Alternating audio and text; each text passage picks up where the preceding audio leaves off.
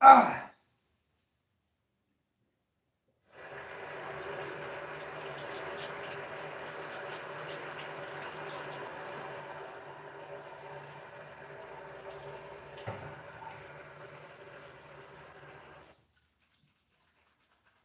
Yeah, so at first I thought I just got my secret layers, which are unique packages in Magic that give you unique cards. But I also got my Final Fantasy starter deck, so let's fucking go. So if you've been on the channel, on the streams, which for the most part, to be fair, is the main form of content where you'd hear about this stuff, and the main form of content on the channel currently, I found out a while back there was a Final Fantasy card game. Now I'd heard about it a couple of times. To be fair, I just never really looked into it because I didn't really have a reason to. There was no reason for me to look into it. But as I started to explore more card games in a quest to make my own card game, I thought it was about time to sit down and give the Final Fantasy card game a try. And with Opera Omnia ending soon, I thought now would be the best time to give it a fair shakedown and just, give some initial impressions of it.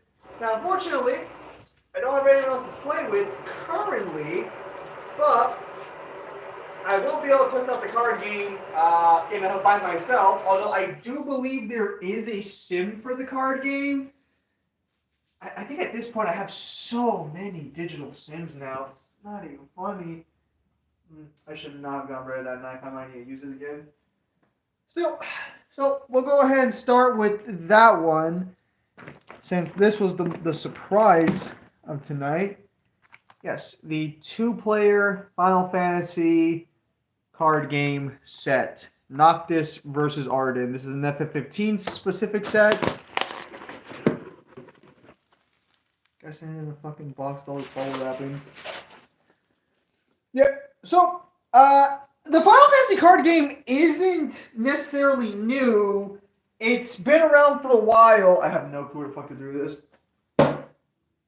We'll leave it like that for now. But it's not quite as popular as you would kind of expect from a franchise like Square Enix. Okay, so this is a little interesting. Yeah, so it comes with two pre-constructed decks. So first off, the box. It is. I don't think there's a single space here. I think this is all just one-to-one. It's a nice box. A lot of issues I have with card games nowadays is they have a deck box, and a good portion of the deck box, or like the actual like case size, is nothing.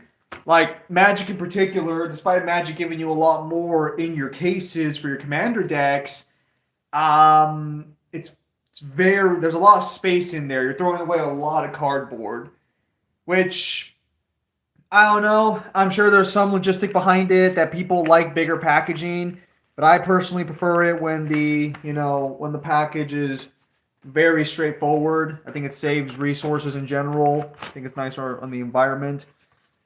Not that I particularly care about the environment in that sense.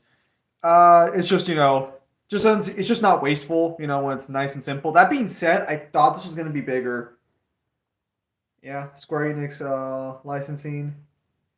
I believe this came out this year, or if not, it came out at the end of last year. Final Fantasy card games kind of popular, kind of not.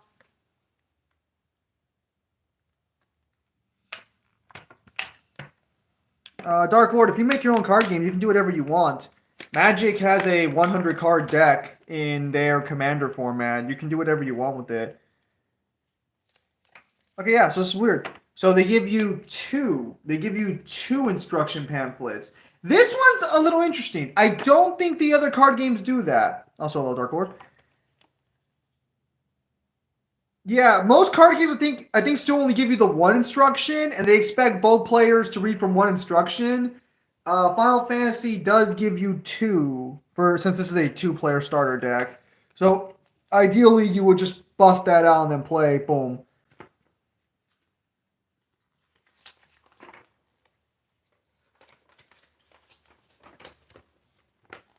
Oh wow.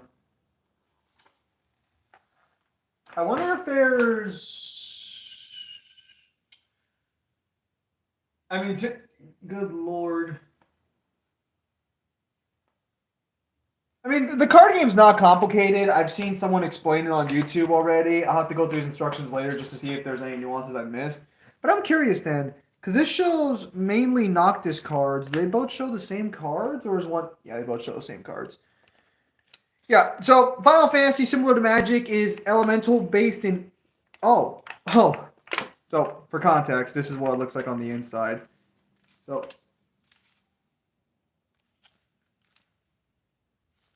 Yeah, they are really not wasting any space on this one.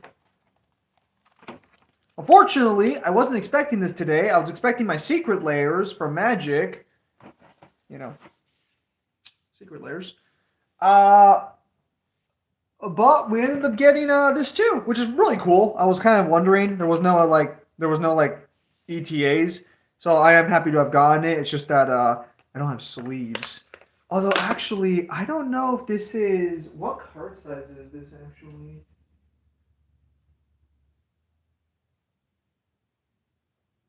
Draw power is good, usually, unless you're playing a card game that, like, punishes you. Alright, so these are normal size cards. I know it sounds weird to say, you know, if you're unfamiliar with card games, but what I'm saying is that these cards in particular are... standard Magic the Gathering size cards. Sort of business standard by the looks of it. For context, this is a card game from Japan, as quite a few card games are, and some of those card games tend to have, for some reason, like for example here with Vanguard, I think I can show Vanguard a little bit. Yes. So you can see right there that Vanguard's card is a little bit smaller than the Final Fantasy one. I don't know fucking why. I think I've heard that the reason for it is it saves on product. Or it doesn't save on product, let me rephrase that. From what I understand, the reason I heard behind the size differences is that it saves on cardboard. And you can get, I think you get, despite it not being too big of a difference, I think the way it works is that because it's that much smaller, you can get out a significant increase of cards from the same material. So, yep, as you can see there, we have the Arden foil, and we have the Noctis foil. These are EXs. From what I understand, EXs can be played whenever you want. However, I'm not too familiar with the card game itself. I can't quite tell what color they are, though. Because they look like multi... Magic can burn you for a massive amount depending on what card you're running. Like, I have a card in my Missy deck that burns based on how much mana I pay for it. So I think it's 2 red and then X. And the way it works is it burns you for the amount you paid for X. So in my deck, I can potentially burn you for like, I think if I get the most crazy combo I possibly can, I can burn you for maybe 200 in one go. Yes, that should be theoretically possible. So let's read the cards a little bit here. Noctis EX Burst. So Noctis is a forward with the Prince tag and the 15. Kind of weird how I set that up that way, but understandable. Forward just means that this card can attack. Alright. How you doing? Something wrong? No. I'm just, my Final Fantasy cards came in along with the secret layers, so I'm just talking about those right now. Yeah, I don't know which one's yours, though. I'll say, if you could not open mine, so I could open mine on my video or something. Well, what I'm going to have to do... Oh, wait, no. Here you go. This one's yours. Is this? Yeah, at the very top. I would hope so. At the very top, it says secret layer X person, so that's yours. Oh, man. gold of the test. Dude, so I know maybe the answer for you is no, but Final Fantasy cards. I mean, Card game. You're fucking number over here. Final Fantasy card game. Yeah, so now with Opera Omnia unfortunately going to the wayside, I thought I'd pick up another Final Fantasy game that I might enjoy. And they also have Opera Omnia characters as artwork for some of the cards, so I'm in. Yep. No, because I'm missing a check. And the thing is, I came one day when I came, and I had it in my jacket, and it slipped out, so it fell somewhere. You're going to have to ask her, because she would know she picked up paper there. I know, that's my worry. I fucking threw it away from my camera. Token works in all card games. It depends on the token. Oh, actually didn't show the card back yet. Yeah, that's what the card back looks like. I think they just translated the Japanese over to English because you can actually see there's still Japanese text on the card, which again is weird why it's not like the Japanese card size. But I guess it makes it easier to buy sleeves from me later. These are pre-cons. I don't know what's in them. Although, if I had to make a guess, probably everyone in Octus's crew, at least some version of them, is in this deck.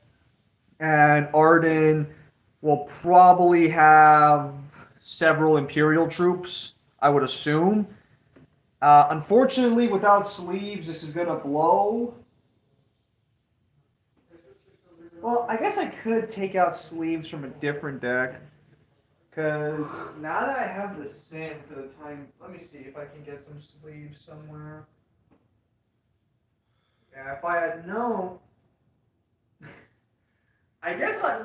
What? Were you expecting them to come today? No, if I did, I would have bought sleeves. I was just expecting the secret layers. How many do you need? I'm gonna need a full 100, but for now, yeah. Get over there. I could unsleeve my Doctor Who all doctors did. No, I didn't order that one, but I found out that one's not shipping till July anyways. But I have to order it before the end of January because there's 22 days left to order it. But they're not going to ship it till July, which is really stupid. Do you love fast or slow card games? Well, I already made my own card game. It's a little bit in the middle. Personally, I think a little bit faster is fine, but slow card games can be fun too. They both have their pros and cons. It's really just going to depend on how the game plays and what you're doing. I think slower card games should be saved for multiplayer where there's multiple people playing the same round, or not the same round, like the same match. For example, in Commander format, 4 players or more are fighting each other at the same time, with taking turns against several other players. Whereas in a game like One Piece, it's a 1v1. So for One Piece, I prefer more of a faster setup. Whereas with Magic, at least the format I play, I don't mind a slower game because it's more of a group activity and it keeps it a little more balanced. If it went super fast, it'd be a little interesting. Oh, you can't go fast with it.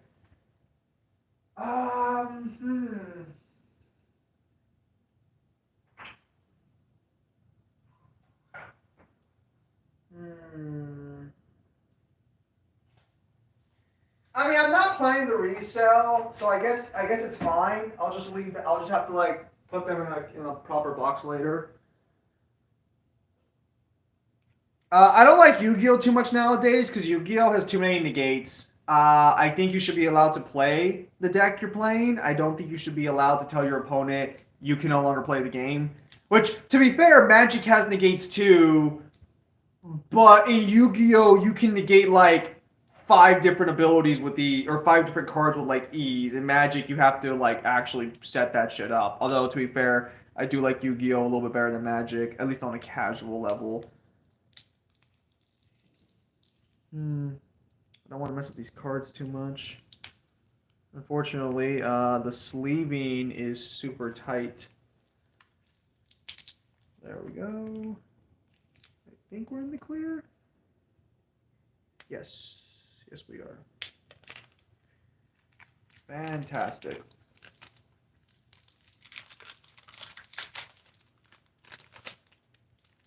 Oh! Oh, that's nice. Oh, this is textured. Ooh, that's a nice touch. Yeah, normal card games. Okay, so these might be a little more sturdy.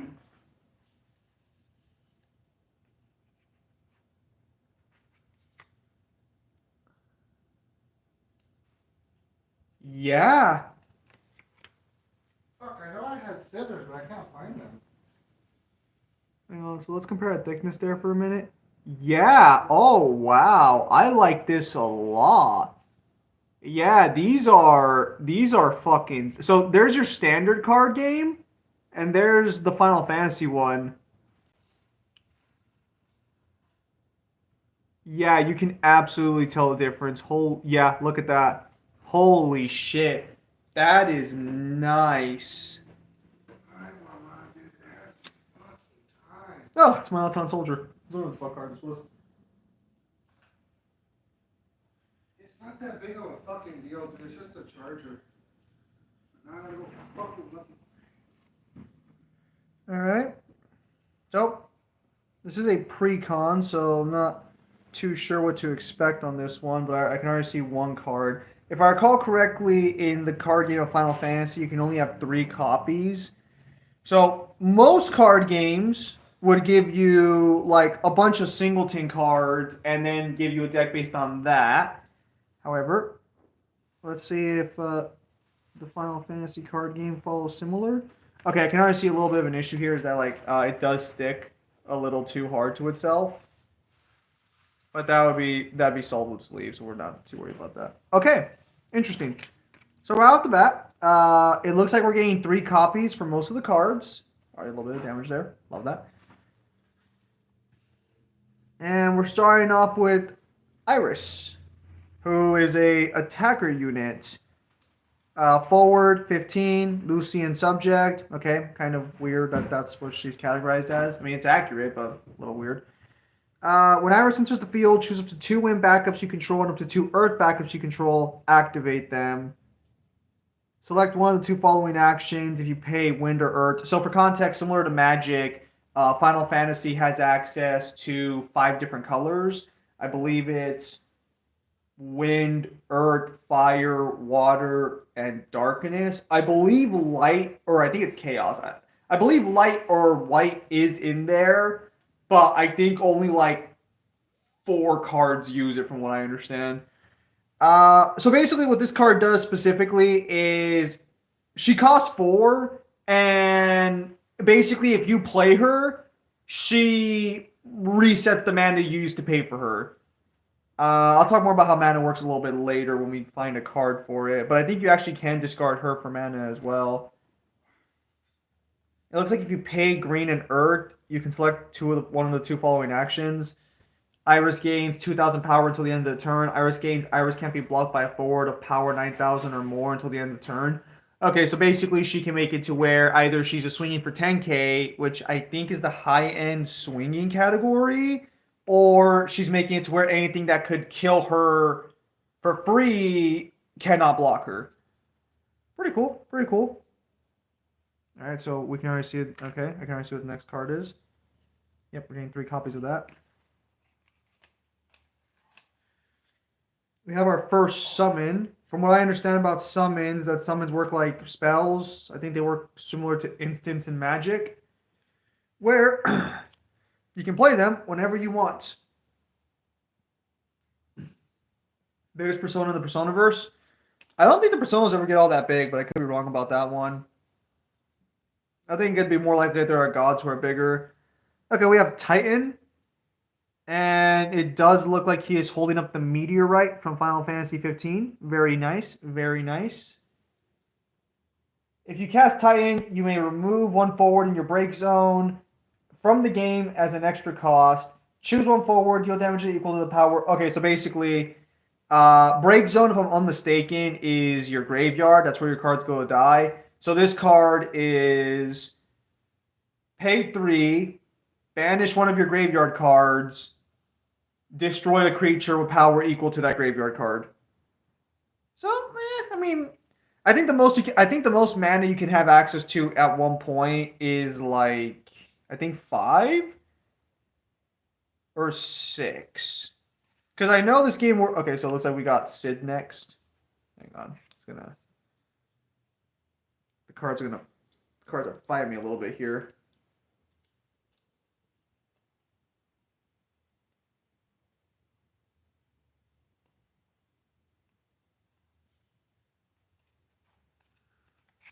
Okay, we just got our first. We got our first one of Sid.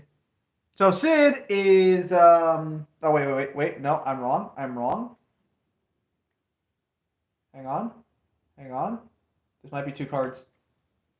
It is 2 cards. So we might actually be getting 2 of this guy instead of 1. Shit. Yep. All right, we got 2 of them. Oh, that's weird. I like the idea of thicker cards, but I can definitely see maybe a little bit as to why other card games don't do it, although I do kind of like it. All right, so Sid is a backup character since he does not fight. Choose 1 forward and 1 other forward. Until the end of the turn, the former loses haste, first strike, and brave. Then the latter gains all the abilities lost by the previous effect. Okay. So basically, if you play a character that has haste, which I think is Rush, that lets them attack on the turn they're played. However, once they're done with that, that ability means nothing. What Sid does is Sid removes that ability from them if you activate his ability, and he gives it to another card you just played, so you can potentially attack back to back for 2 turns with 2 cards you played. Pretty spicy.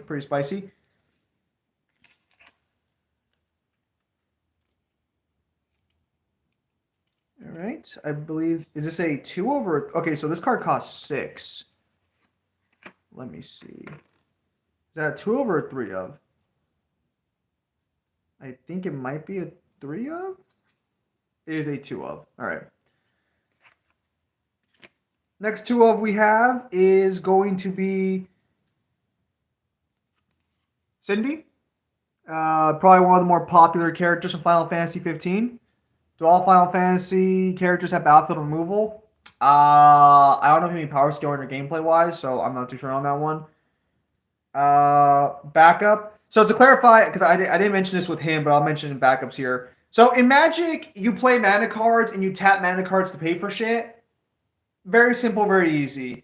In the Final Fantasy card game, you gain mana by either discarding cards or playing backups. Backups act like mana cards in Magic, but also have their own unique unit abilities along with it. So let's say I want to pay for Noctis and I have 2 Cindy's on the field and 2 Sids.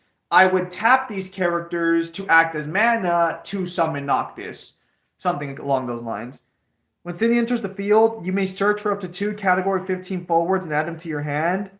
You can tap Cindy, and you can give a Final Fantasy 15 forward Brave until the end of the turn. I don't know what the fuck that means.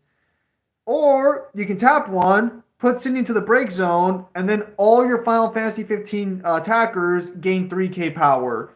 She costs 6, so I can already tell that's a pretty strong ability. It's just that I don't know how good the 15 archetype is as a whole in this card game. Okay, next we have Clarus. EX Burst. When Clarus enters the field, you may search for 1 job king or 1 job. Yeah, so basically, job is the title area for the character. So you just search for a king and you can add them. He's a 4-cost backup minister. I believe the way mana works when you're discarding is you gain mana equal to the crystal cost the card will give you. I believe that's how that works. I could be mistaken on that one. So he searches a king. Okay, not terrible, not good. I think you only ever see him in actually Kingsglaive. So a little interesting that the card game goes with Kingsglaive. Depends on where you scale them. Oh, all right. It looks like the supports all come in 2. I'd have to check if they're limited to 2 or not, but that's a little interesting. Yeah, next up we have Noctis's dad, Regis. King, backup. When Regis enters the field, you may search for 1 category 15 forward and add to your hand. Okay, so it looks like a lot of these 15 cards all search each other. I like that. Good synergy. I'm assuming all backups do something like that or similar. Very nice, very nice. All right. Let's see. So,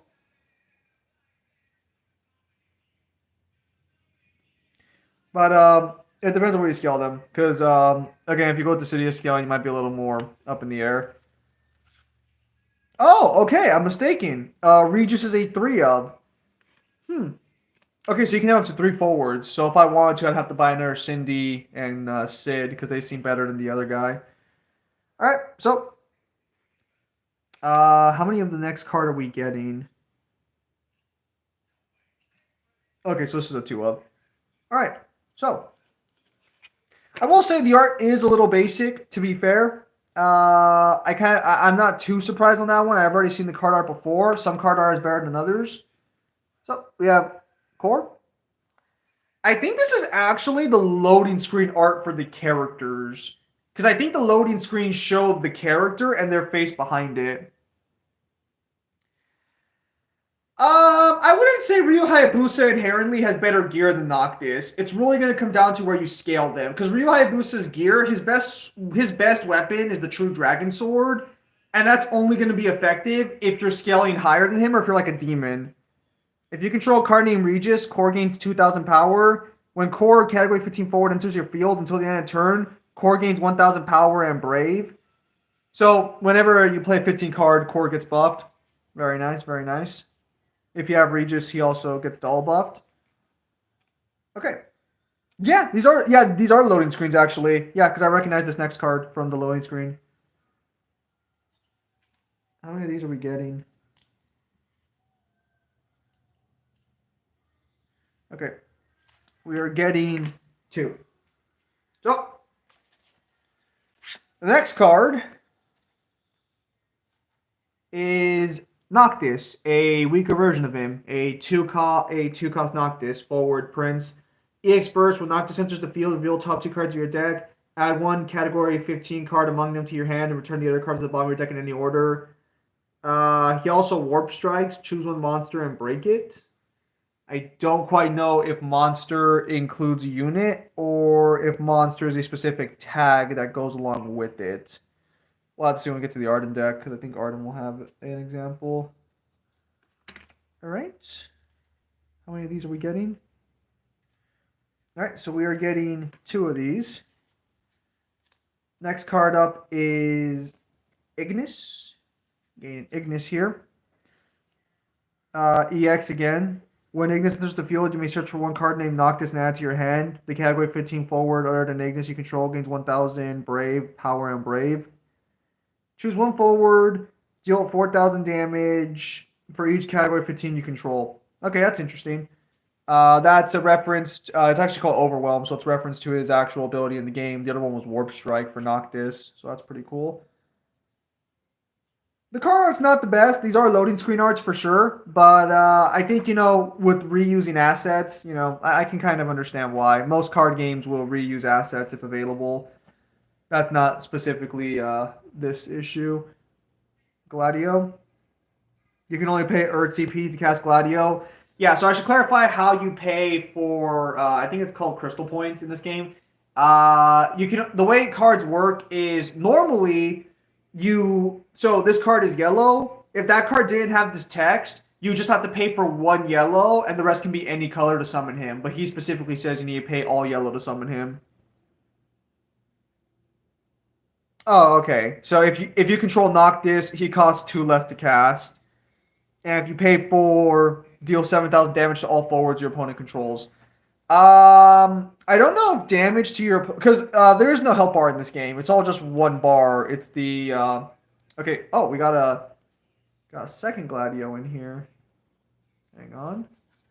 Yeah. Okay, we got 2 Gladios in here. Interesting. Yeah, because there's no health bar. There's only the 1 bar of damage right there. That's their attack power. So I don't know if you deal 7,000, weakens them by 7,000 or something to that effect. Okay, so if you control Noctis, this card costs 3 less to cast. If Gladio deals damage to a forward, the damage increases by 2,000. And I guess if you've dealt 3 damage, he gains 1,000 power. Yeah, and you these cards are weird because they're actually textured and they're way thicker than your average cards. Like, I don't know if you can see the difference. I compared it a little earlier. I won't be playtesting it today. I'm just checking out the cards today. Okay. Interesting. I wasn't expecting something like this, but I guess it was bound to happen. So we have a Final Fantasy Tactics character. Interesting. Choose one forward, activate it. All forwards you control gain 1,000 power until the end of the turn. This is a summon. Ah, okay. So I can already tell what this means is that once you attack with the unit, you just restand it, so you get an extra swing.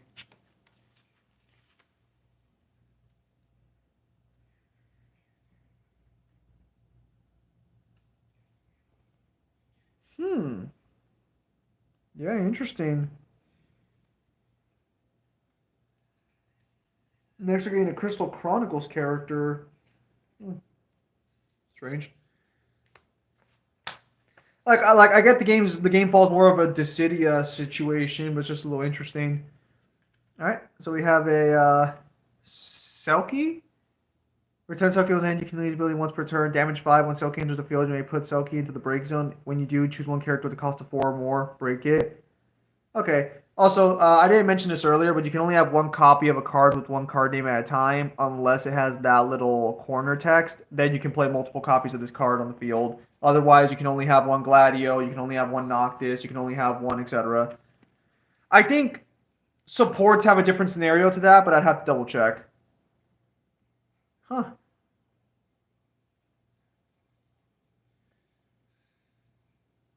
Yeah. I guess they didn't just reprint a bunch of not all of it's Final Fantasy 15 focused. Or not all of it's Final Fantasy 15 more accurate.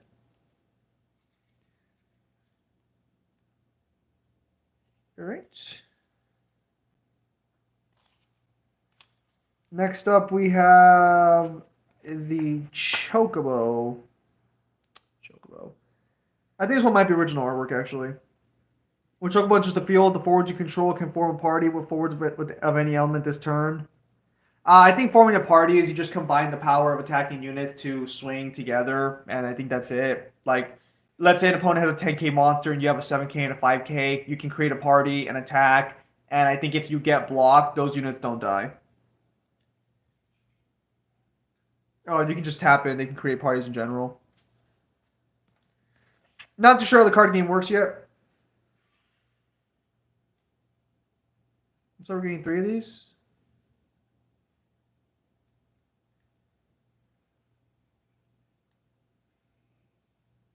And, yeah, 3 of these. Thief. Another unit. Standard unit. When Thief enters the field, turn over one card at a time from the top of your deck until an Earth Lightning card is revealed. Add to your hand, then shuffle your other cards to turn bottom of your deck. Newhan, so just to be clear, if you discard a card, you gain that mana to spend this turn, right? Like you gain 3 if I discard this card for mana. Because I know you can discard cards for mana in this game. Oh, I was gonna say, where's the Prompto at? There's no way to make a fucking FF15 deck without Prompto in it.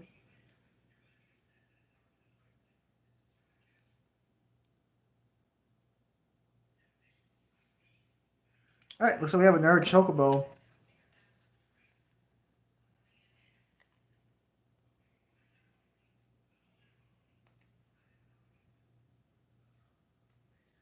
Oh, it's per card discarded? Oh, okay. You draw 2? Oh, really? I forgot about that. Oh, okay, so Chocobo just gives you yeah, you only start losing tempo if you discard too many cards in hand, but you can refill super quickly. Interesting.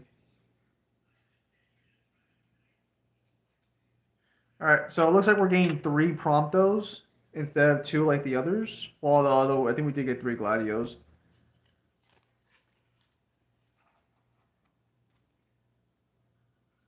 Yep, we got Prompto.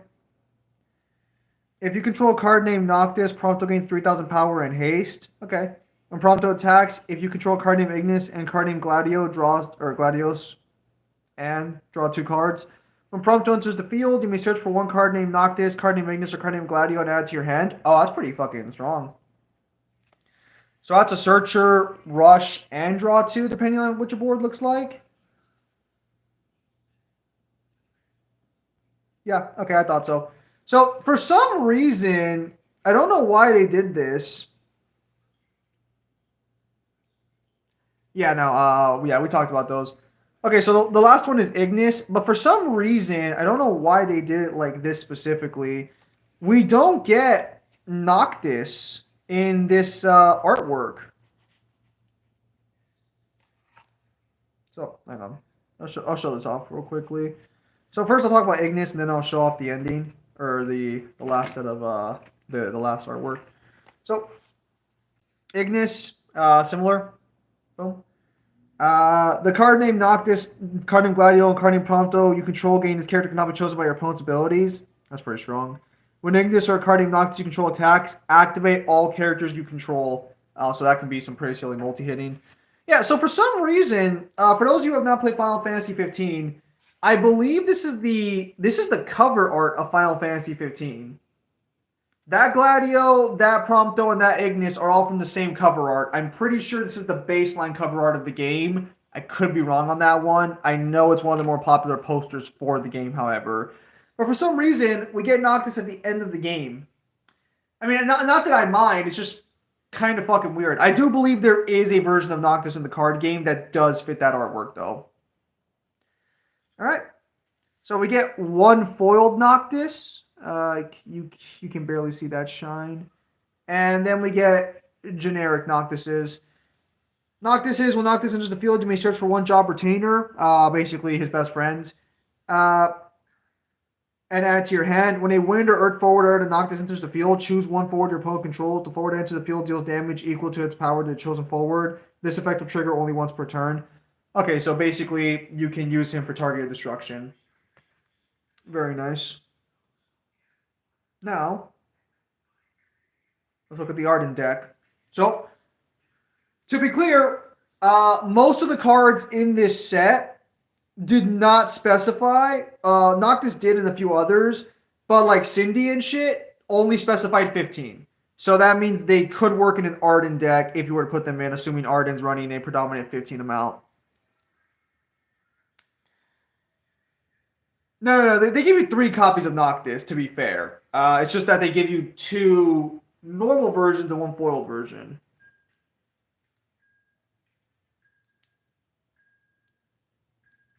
It's not a gun.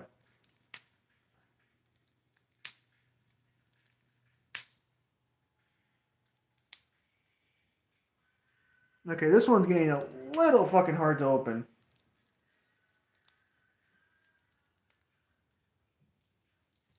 Son of a gun.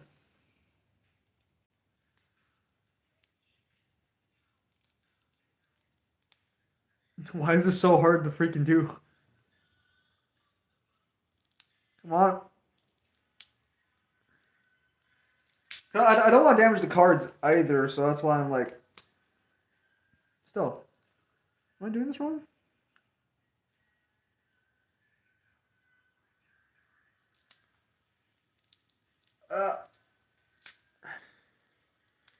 There we go. I was going to say, why isn't this fucking giving up already?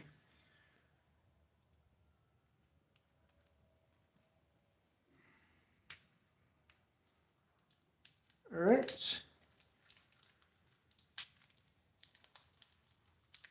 So let's take a look at the Arden deck now.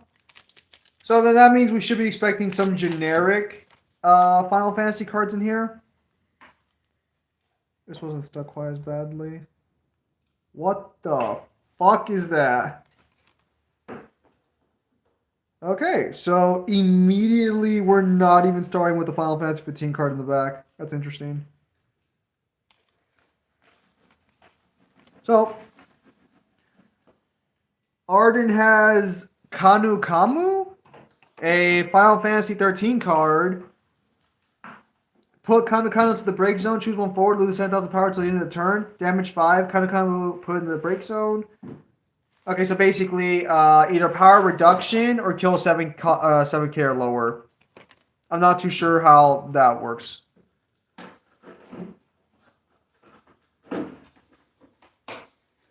Alright. A little strange, but okay. Next we have Ramu. Costs 5 energy.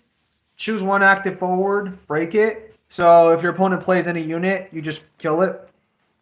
And I believe you can play it on your opponent's turn because it does have EX.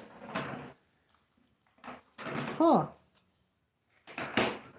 Arn's deck seems to be a little more interesting than fucking Noctis's in terms of variety. There is a lot less 15 characters going on in here.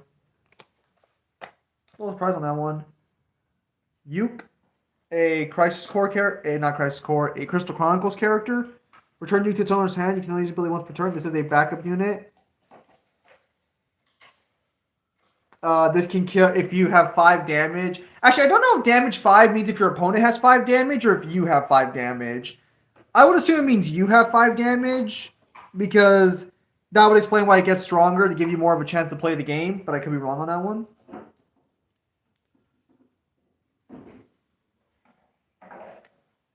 Yeah, no. Oh, this is weird. Okay. Got our backup unit. A Dragoon. Just a Dragoon from Final Fantasy XIV. That searches Dragoons, which means that Ariana will most likely be in this deck then. That is true, Newen. That is true.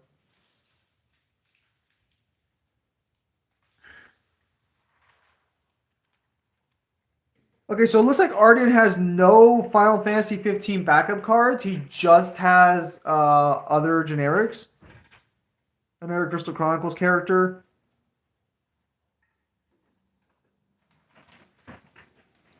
This card searches fire and water by revealing the top of your deck until you get it. Okay. A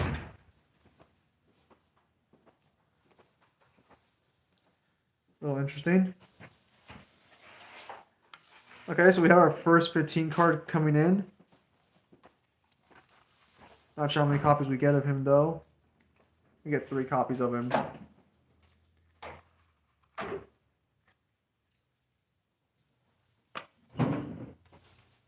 Yep, we have Ravis, Luna Freya's brother.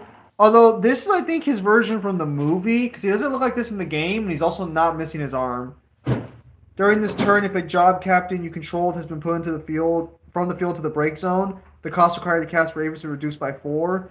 When Ravis enters the field or is put from the field into the break zone, choose one forward, loses 5,000 power until the end of the turn. Okay, so if you kill Ravis, assuming there's not another captain, he just plays himself for free. Hello, Melissa.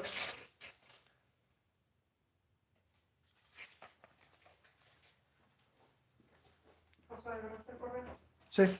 Llegó mi tarjeta. Nada más llegó un bid de Sol, Cal Gas y mis cosas.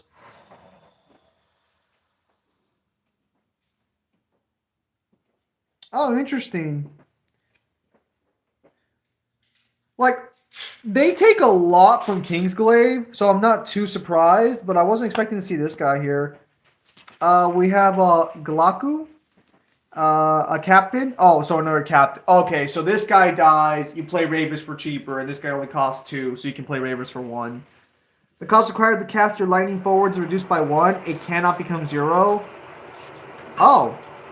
That's pretty spicy, actually. When Glacier, a forward enters your field, choose one forward. It gains 1,000 power until the end of the turn. Okay, so standard 1k buff. Spicy stuff, spicy stuff.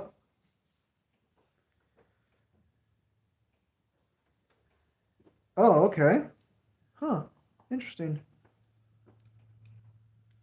We're getting a second version of him. Okay. We're only getting 2 of the other version. Costs 1 more. No, we're getting 3? We're getting 3, yeah. Okay. Getting 3 more of Glaku. Yep. It kind of looks like Nello Angelo there, actually, or an Alto Angelo. When Gleg is put from the field into the break zone, you may search for up to 2 job captains with different names and add them to your hand. Okay, so he can also kill himself. So you can literally sacrifice this version to activate all of his abilities and rest 2 of your opponent's attackers. And by doing so, you can also search out 2 captain cards. So you can search out Ravis and play Ravis the turn you activate that effect, assuming you have 1 energy left.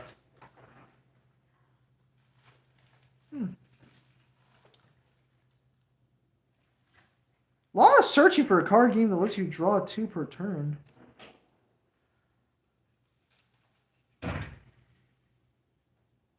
Okay, so this looks like more original artwork.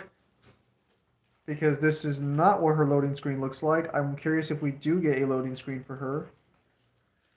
Card art wise. So, as I mentioned earlier, Ariana's most likely in deck because of a Dragoon setup. So there's Ariana. She costs 6. Haste and First Strike. Haste, I already know, should be like Rush, where you play a card and you can't attack the turn you play with it. Yu-Gi-Oh! Lets you do that for free, but a lot of card games don't. And First Strike, I'm assuming, is her damage procs before your opponent's damage does. Which means that in this card game, if you attack a unit with the same power, similar to how Yu-Gi-Oh's attack power cards work, the cards would die. But a lot of card games have something like First Strike, or... Actually, I think in Magic it's also called First Strike, isn't it? No. Do you have any quick attack cards in Magic or no? Do you know what like when you attack first is called in Magic? Like when your unit attacks but its damage dealt first? I don't know if you have any cards like that. That's why I'm asking. No. Well, whatever it's called, it's a very simple concept. No. Haste is where you summon the unit and you can attack the turn you summon it. But there's I think it's called First Strike in Magic too. I think it's called First Strike. Basically, in these card games, if you hit a unit with the same attack or power, you will die. But if you have First Strike, and I'm assuming that's what it means for this one too, your damage is calculated before your opponent's attack hits you. So if you kill your opponent with First Strike, let's say Ariana swings into a 9k versus a 9k, she will live because her attack is calculated first, and the unit's not alive to deal damage back to her. When Ariana's to the field... Yeah, okay, so it's called First Strike. They're literally just copying Magic's keywords. Where's the myriad? Choose one forward to cost of 3 or less. Your opponent controls, break it. Okay, so you play her and you just kill a 3 cost or lower. Damage 5. You kill a 5 cost or lower. Okay, that's actually pretty spicy.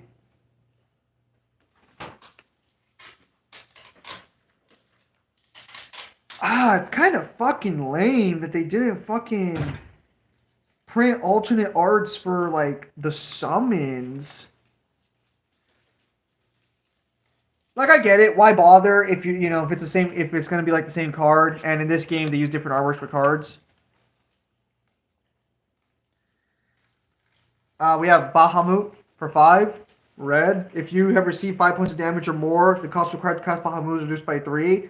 Choose one forward, deal 8,000 damage. If it is put from the field into the break zone this turn, remove from the game instead. Okay, so just banish if you killed your unit.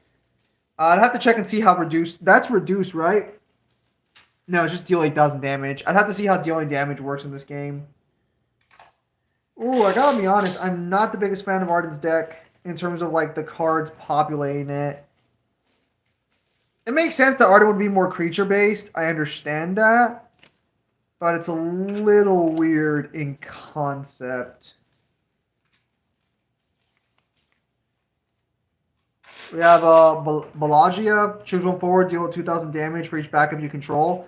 Okay, so that could potentially deal 10k if you have 5 backups. Because I think 5 is the max you can have. Might be 6. I could be wrong, though. Oh, yeah, this is kind of gross.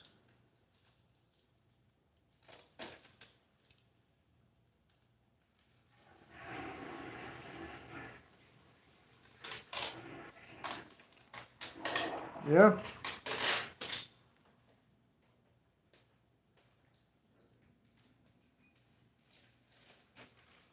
Yeah, just another backup card, generic. Crystal Chronicles, 12. Yeah. Sí. ¿Por qué está? Okay. wanna? Shame. Well, it's not the artwork I mind. It's that, like, this is a starter 15 deck, and a lot of the cards in Arden's deck list aren't from FF15. They're from other Final Fantasy games. Hello, Jeremy. Yeah, like we have fucking Final Fantasy EX. I don't even know what the fuck that is. Backup Black Mage. Turn over one card at a time until you reveal light in your water card. Okay, so you search fucking just a searcher, and this I believe taps for a red. It's like, oh fuck! I'm surprised this fucker's in the card game.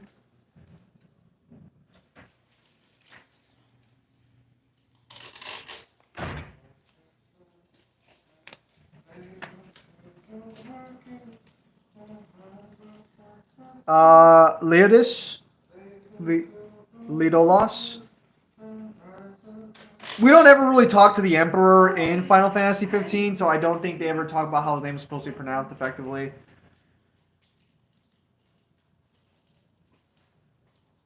When I think that's an I. I don't think that's an L. Choose one fire forward with the cost of 4 or less in your break zone. Play it onto the field. How many fire forwards do we even fucking have? You're a summon. You're lightning.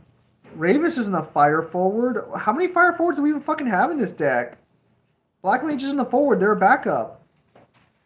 Lily's also a backup.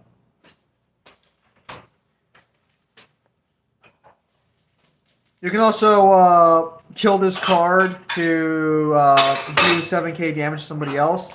If I had to suspect what he's for, I think he's just to revive Arden. I think Arden counts as a fire type. Dude, seriously, what the fuck is this? Okay, so never mind. There is a fire cost here. A warrior. 3k, 3 cost warrior. When warrior enters the field, you may duel any number of active backups you control. When you do, choose one forward. Deal 3,000 damage for each backup you duel due to this ability. Okay, so basically, you use him to bring him back and kill another card on the field. So, battlefield control, essentially. And we have 6 cards left. So, let's see what's here. Oh, okay. Okay. Okay, now the fire... Okay, so this makes a little more sense.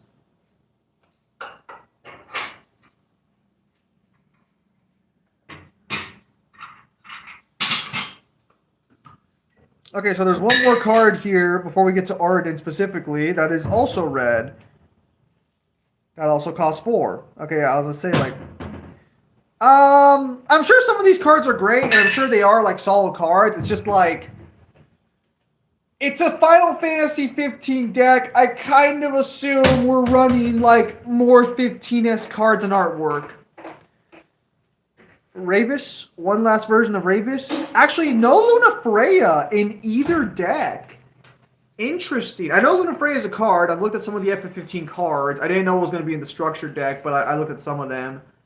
Very surprising there's no Luna Freya at all, even in Noctis' deck. Very surprising. When Ravis...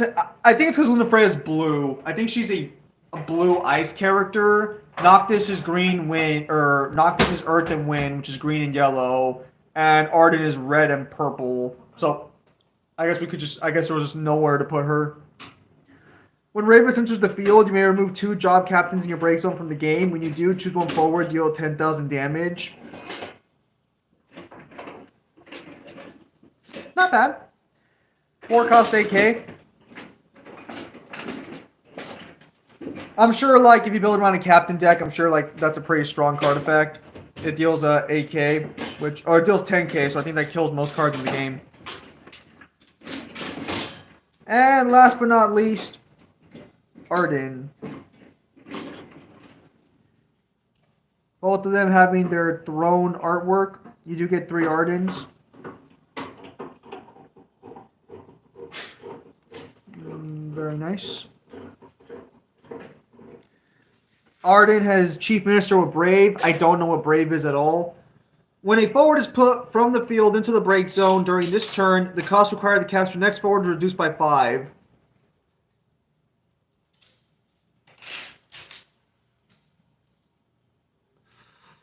That's a forward, so that might not. That doesn't even have to be yours. I think that's just to be any forward gets killed, and he reduces the cost by 5. It cannot become 0. Okay, so you always have to pay at least 1.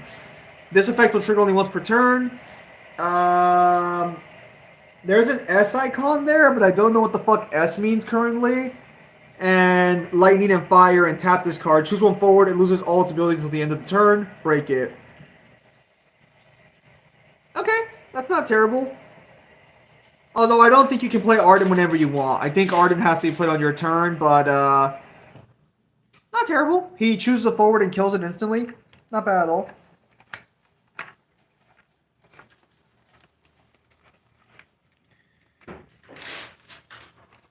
Overall, the cards look really nice. I'm very surprised at the texture of the card more than anything else. Also, they do give you 2 instruction pamphlets to work with, so that's pretty cool.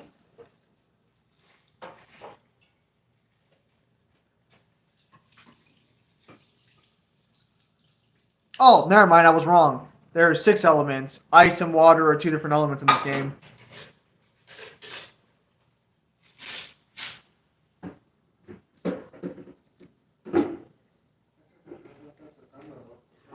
Light and dark cards. So there are light and dark cards. I was right. It's just that they don't generate any crystal points for your deck, and you don't want to like use them, but they can't be used for anything. Okay, we do have some keyword clarification here. Let's see what Brave is.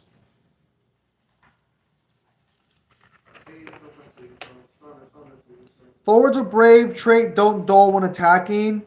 Oh, I know what that is. Yeah, there are some keywords in card games where you can attack with your unit and instead of resting they don't. I believe in Magic it's called Vigilance.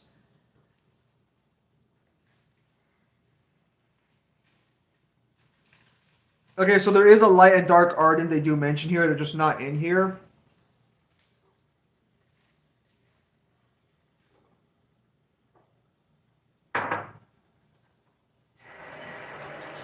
Oh, okay.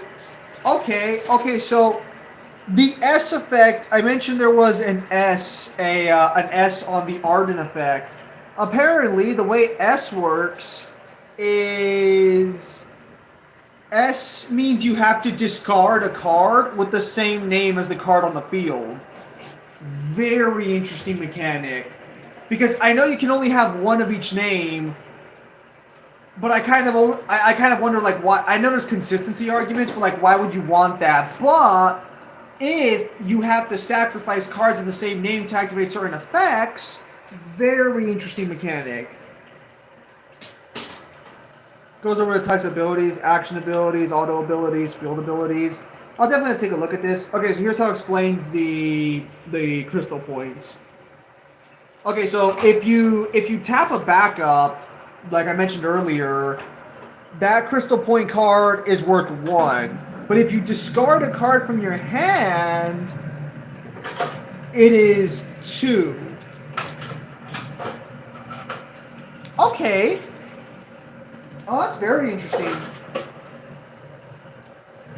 Yeah, so they keep the mana cost low in this game. I think the max you get is 6. I haven't seen anything higher than 6. But so, okay, so you discard a card from your hand, you get 2 energy to spend that turn. If you tap it, it's just 1. Very interesting. Very interesting. I've been thinking of messing around with my energy system in my own card game. I think it's a little too basic right now. Needs a little more flair to it, but this is not terrible at all.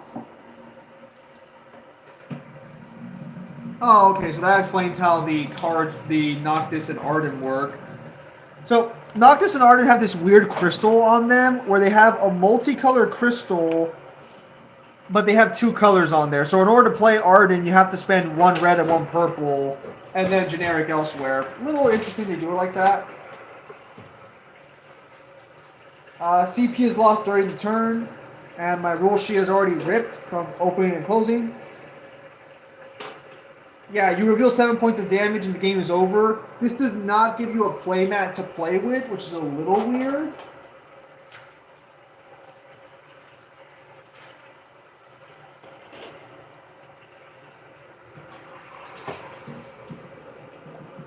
first strike is what we said it was.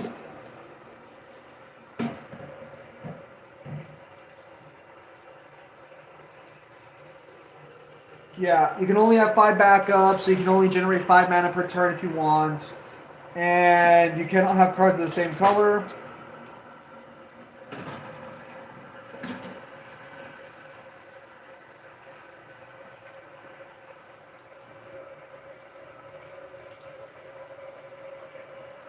I don't know how to tell a card's rarity, though. What?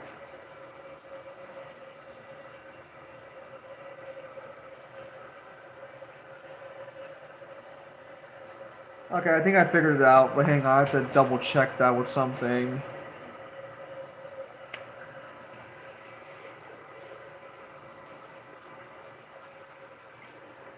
Okay, yeah. So, some of these cards are exclusive to the structure deck, which personally I like, but I also don't like a little bit. It depends on how easy it is to get cards. Because if cards are exclusive to a structure deck, although granted in this Final Fantasy game I don't think you care too much about it, because like I was hoping to run 3 Cindy's for their search ability, but I can only have 1 Cindy on the field anyways, so maybe just keeping her at 2 might be the right call.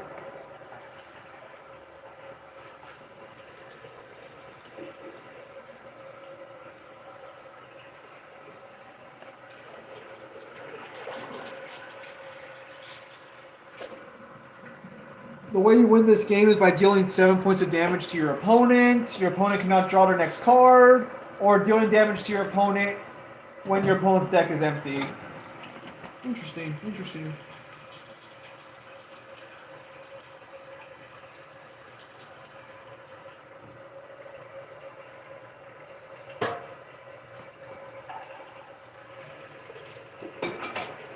Oh, good God. Well, to be fair, this is actually a really good tutorial, just to show you like how stacking mechanics work in this game. Sakuna versus Kurama? What do you mean by Kurama?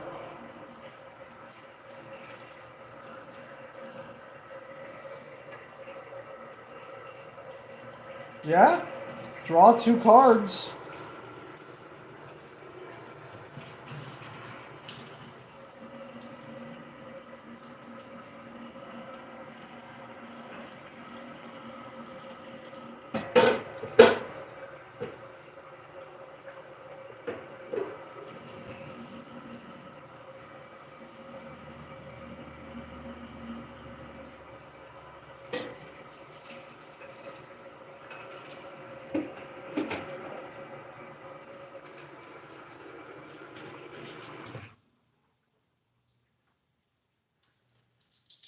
Oh, okay. Never mind. So I was wrong. So the way EX bursts work is they're your damage triggers in this card game. If you take damage and reveal a top card of your deck,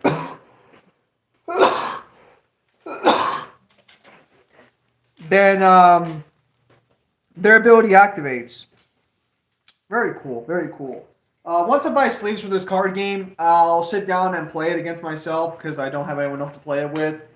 I could try getting one of my friends to play it, but I don't think they'd be interested. They're usually not interested in playtesting and playing most things besides One Piece, unfortunately. Which is funny because I think One Piece is probably one of the more boring card games I've played all across the board. Which I mean, I like it, but like it's consistently mid, if that would make sense. So I'll have to give the Final Fantasy card game a try before I decide to buy more cards. I can tell I might already like it because it sounds really good. Again, I am still looking to fix up my own card game. I might look into that energy system they have though. I'm very curious on how that feels and works. Because personally, my current energy system is very basic and it's kind of it's a little gross. It'd be a lot easier to just have cards that like keep track of it. It's kind of why the life meter is the way it is. So now I'm just gonna open up some secret layers. Micro Synthwave. I don't know. Still need people to play test the card game. So before I make a decision going forward, but I feel like the energy system's got to be changed a little bit. Also need landmark interaction, ironically.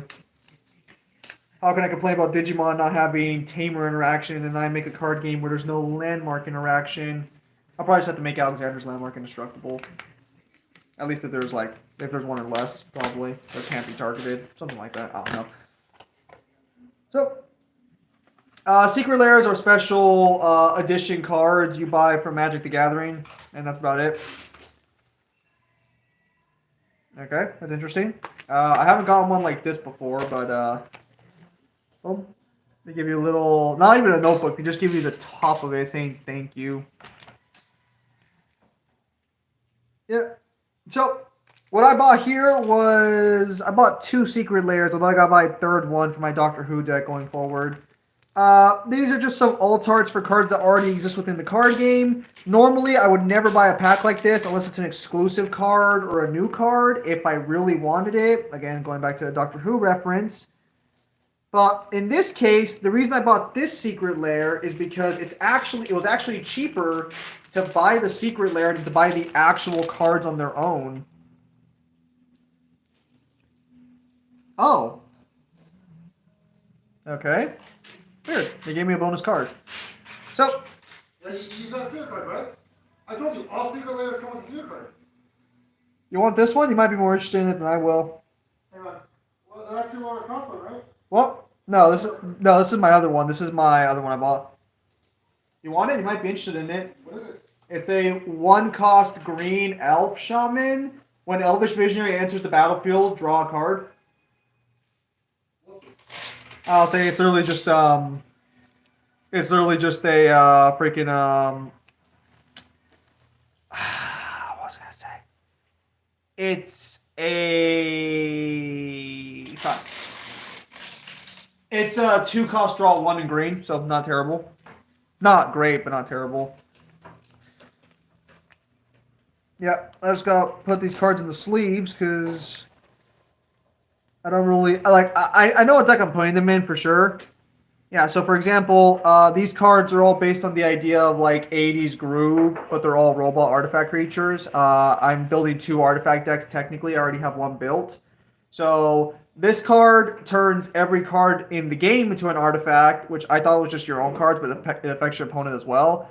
And this card gives all your artifacts affinity, which the way affinity works is for every artifact you have, you reduce the cost of a card by 1, and it gives all artifacts or all artifact creature spells affinity. So it can reduce the cost of a lot of your cards just to like practically fucking 0. Although I don't think you can make cards free in Magic. This card in particular costs like $30-something or like $29.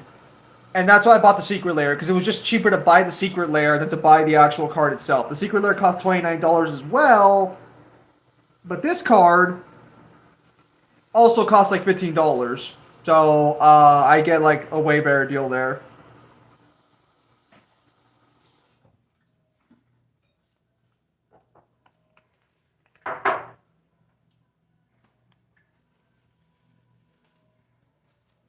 But these cards are not, these cards, only their artwork is unique. They themselves are not unique new cards to Magic the Gathering. Only the artwork is.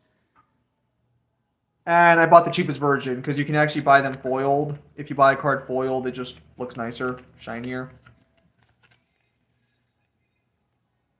This card right here, if I'm not mistaken, is pretty dirt cheap.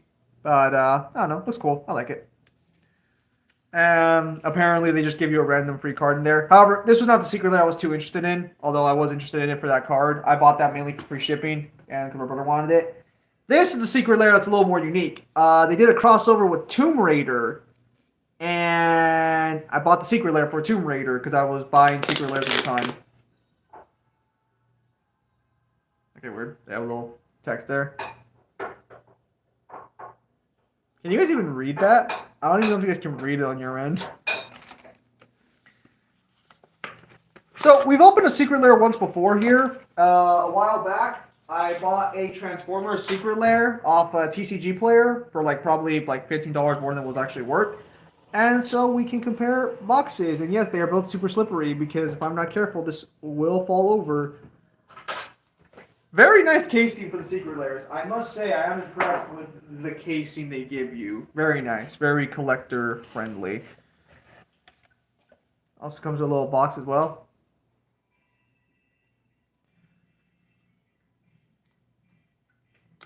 Hang on. I have the whole chest deck, I'm pretty sure. Hang on. Shoot.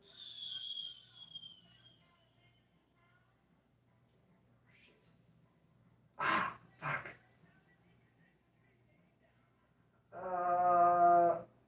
Junio 23. Hang on, guys. 1 second. ¿Dónde mi celular? Pues, papi, ya yo. ¿Dónde mi celular? Pues dime si la tuna era buena o no. Cállate. Es buena, pues. ¿Ella está cuándo? Miro 2024 ahí. Pero yo no sé cuándo, 2024. Mira, Josué, todavía no entramos, ¿ok? Todavía no. Mañana miro cuándo va a ser ya. Ok. Gracias. Ok, mamá. ¿Algo más?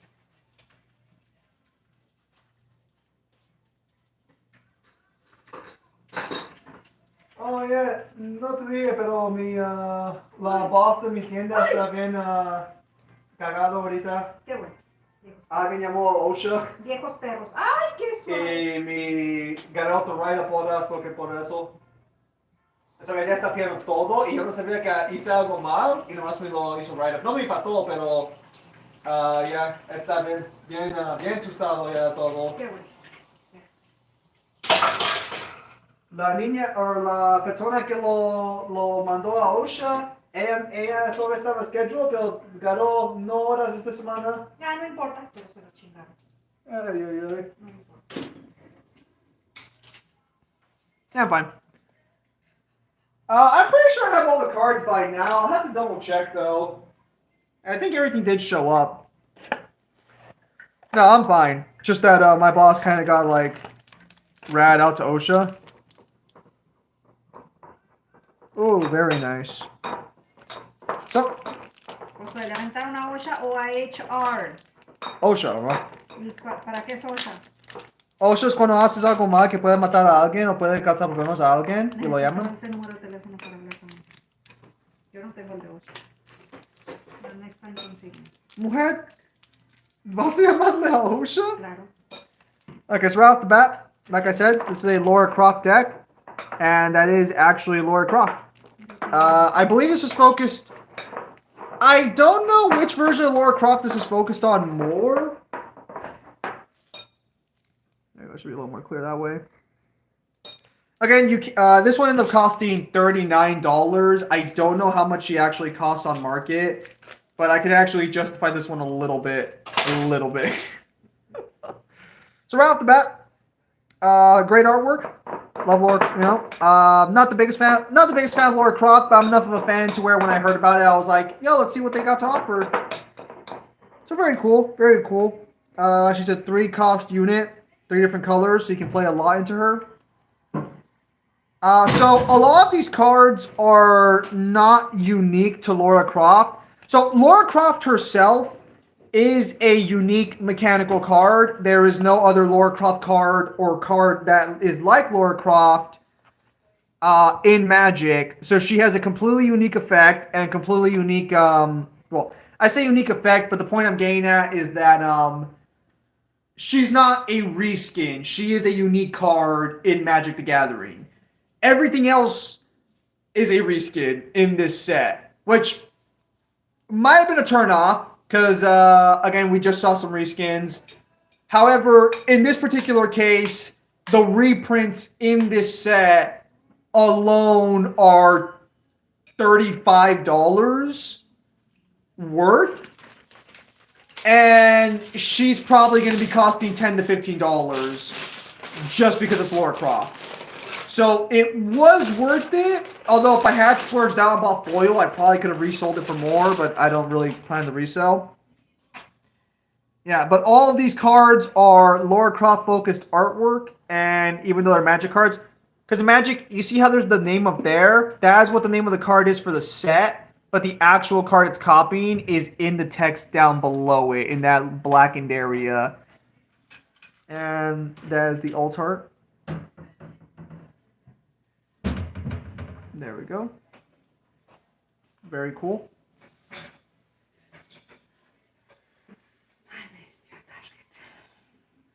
Like, there you have Anger of the Gods, Lara Croft on her boat. Now, this is where it gets a little weird, because I was under the impression it was mainly focusing on the original Lara Croft, but then we get, I believe this is from the remake edition of a Lara Croft with a bow. This is actually a legendary enchantment. All these cards are presumably meant to be played with her, but she can only really play legendary cards. I don't know if there are any legendary spells. This is a legendary effect enchantment card, so she can play this. Gives your attack creature death touch.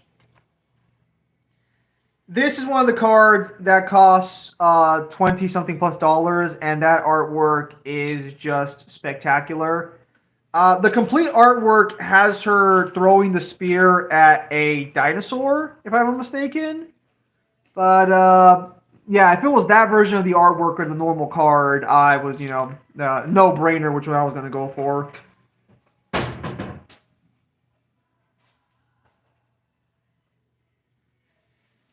Very cool. Very cool. They do have some flavor text in there.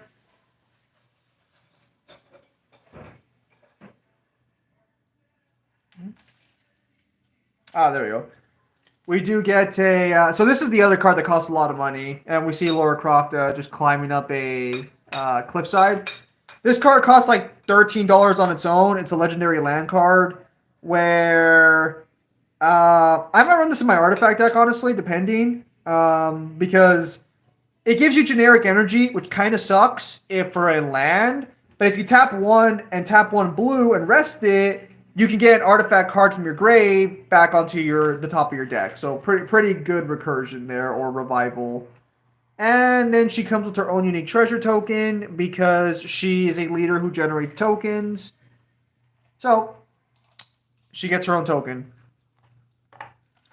And the last card that goes in her set is a command tower, which is just a generic pay for any land, or pay for the mana of mana your leader is a part of.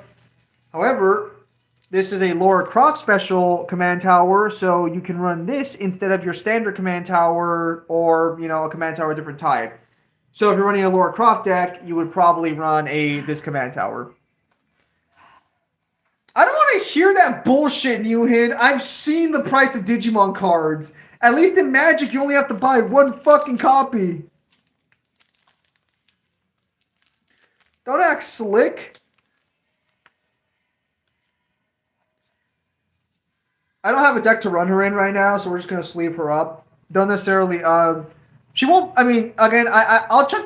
I'll have to check the prices on TCG Player after the stream's done to see if, if I, made technically money or not. But, even if I didn't make my money's worth with the cards alone, until a reprint drops, at the time of this video, buying the Secret Lair would still have been, at worst, I lost $5. But again, I'm paying for a mechanically unique card and alt arts for all of these, because this card is really good. This card removes Indestructible from... Permanents your opponent controls lose hexproof and indestructible until the end of your turn. Oh, this card is... oh my god. I didn't realize how gross this card was, actually. Oh. Okay, yeah, now I understand why it's fucking close to $30 fucking dollars. Yeah, it's 1 mana. Oh, fuck me. This might be the... I think this might be the best equipped spell I've ever fucking seen in this game. Yeah, fuck, now I understand why it's so fucking expensive. Yeah, because you pay 2 and your opponent loses Indestructible and Hexproof. So, Hexproof... You don't get Angelina Jolie, Kyle, but you do get an older Lara Croft.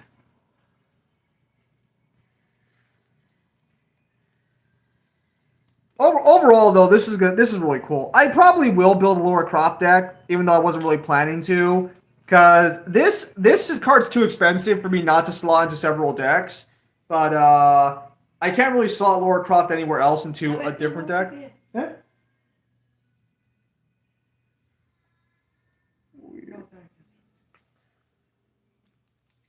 Oh, esa es la Mama Kissing Santa Claus. Esa es la muchacha que lo canta. Commander format has 25 cards on the ban list. Shadow Spear is not on that ban list as far as I know. And it wouldn't cost $25 if it was on that ban list.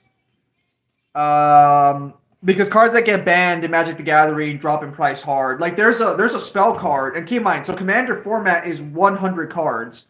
There is a spell card in Magic that costs 2 blue mana. You can search any artifact in your deck and play it for free. I think you sacrifice a card, but like that's fucking nothing. That card's insane. That card is banned. So that hurt my soul a little bit. Yeah, no. I could combine her with a Doctor deck since she focuses on legendary lands or cards. Yeah, whenever Laura Croft's ability is whenever Laura Croft attacks, exile to one target legendary artifact card or legendary land card from a graveyard and put a discovery counter on it. You may play a card from exile with a discovery counter on it this turn. So basically she banishes a card and she can play a card from banishing. And then if she attacked on that turn, she creates a treasure token. And treasure tokens are generic free mana where they can be popped. They're like a token card that you saw right there, the generic treasure token, and they can be popped for any color in the game. So you can play treasures. Treasures work for any mana. Treasures are great. Love treasures. Fucking try and get the last sleeve in here.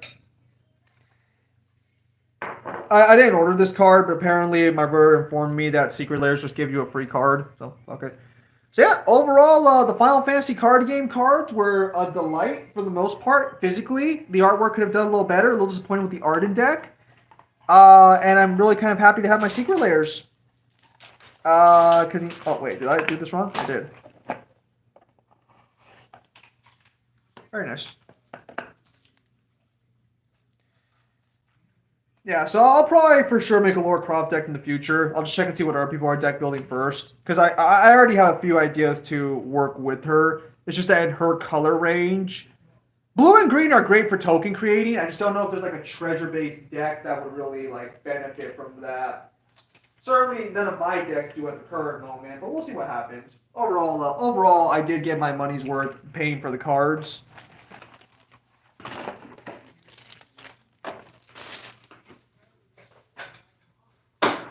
Talk those out tomorrow. Yeah, so overall that's about it. I'll play the Final Fantasy card game by myself one of these days. I'll probably stream it just to give it a shot. And then I'll decide if I want to invest more money into it to build up the Noctis and Arden decks respectively. Sorry, Jeremy, I haven't paid attention to your guys' conversation. I don't know if Sukuna has any things for being able to destroy the planet, personally. I think he already has 18 fingers when he fights Gojo, and he doesn't do anything near that impressive. Still, I think that'll be about it for this stream. Kyle will be streaming later tonight, so we'll be able to have more conversations then. Beyond that, though, I think that's about it. I do get I do get 2 guidebooks, Kenichi's History Minus Disciple and a Fist of the North Star guidebook on Monday, allegedly, according to Google, according to like the shipping things. I did order the Final Fantasy 16 Japanese Ultimedia Guide and the brand new Fist of the North Star guidebook. So those will be coming in January, allegedly. They might be coming a little sooner, a little later, depending. And overall, yeah, I just have to buy the Doctor Who Secret Lair so I can make an all-Doctors deck, and that's about it. Although that Secret Lair is not going to ship till July, so I'm going to wait till like the second to last day to order it. Also because I still have to pay off all the fucking payment plans I got going on right now. But, I have the money. I just, don't like dipping into my savings too much. I'm going to get paid by YouTube this month, so that's going to cover like almost all the payment plans I'm working on right now. And thanks to a little generous donation from Kyle, that should be relatively easy to work with. So, with that said, I think that'll be it for this little stream here going over my new cards. What'll probably happen in the future is when I make the Lore Crop deck, I'll probably make a stream talking about that deck and stuff of that nature. But beyond that, I think we'll probably be good for now. I do want to make like a deck for every version of the Master, so I don't know if I'll do that first or if I'll do the Lore Crop one first. Because I also want to make a Warhammer deck too, but I'm not sure if I want to use the Space Marine or the Inquisitor Girl, because the Space Marine is better technically, but the Inquisitor Girl I think is overall cooler, and you know, there's some lore there that I kind of enjoy. So, we'll see what happens with that. I'm done with my school completely this Monday, so probably sometime this week I will do a Final Fantasy card game stream to play it against myself and see how it goes.